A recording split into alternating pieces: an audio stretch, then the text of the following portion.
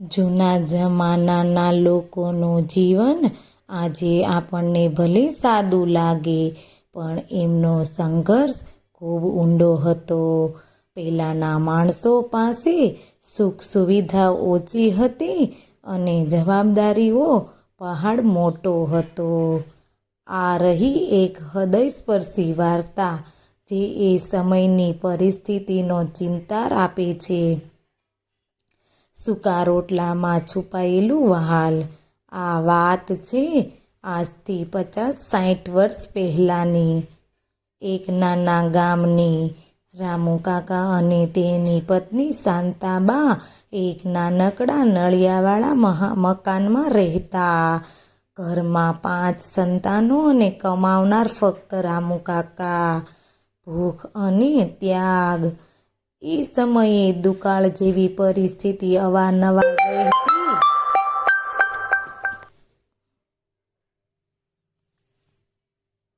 રામુ કાકા આખો દિવસ બીજાના ખેતરમાં મજૂરી કરતા ત્યારે માંડ 2 ટકનું જમવાનું ભેગું થતું.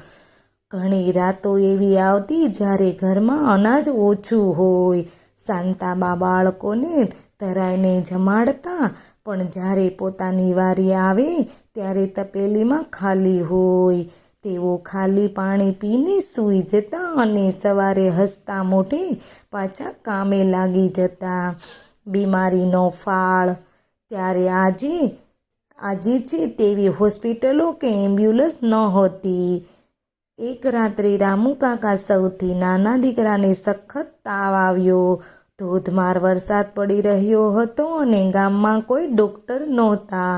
રામુ કાકાએ દીકરાને ખંભા પર બેસાડી ઘૂંટણના સમણા પાણીમાં 5 કિલોમીટર દૂર આવેલા શહેરમાં દોટ મૂકી. રસ્તામાં પથ્થરો વાગ્યા, લોહી નીકળ્યું, પણ બાપનો જીવ બાળકમાં હતો. સન્માન અને મર્યાદા. ગરીબી હોવા છતાં એ લોકો ક્યારેય કોઈની સામે હાથ લાંબો ન કરતા.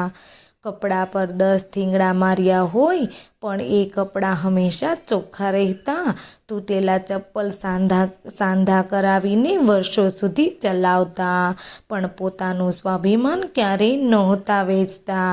એક સમયના લોકોના મુખ્ય દુઃખ સંપર્કનો અભાવ.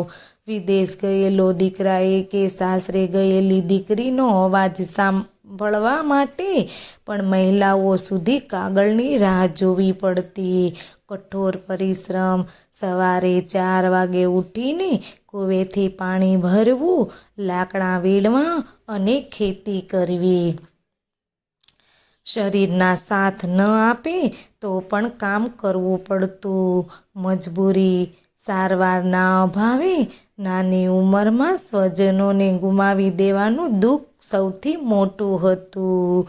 પહેલાંના માણસો પાસે સંપત્તિ ઓછી હતી, પણ હૈયામાં હિંમત અને સંબંધોના સચ્ચાઈ અઢળક હતા. આવી જ વાર્તા સાંભળવા માટે અમારી ચેનલને લાઈક કરો, શેર કરો અને સબસ્ક્રાઈબ કરો.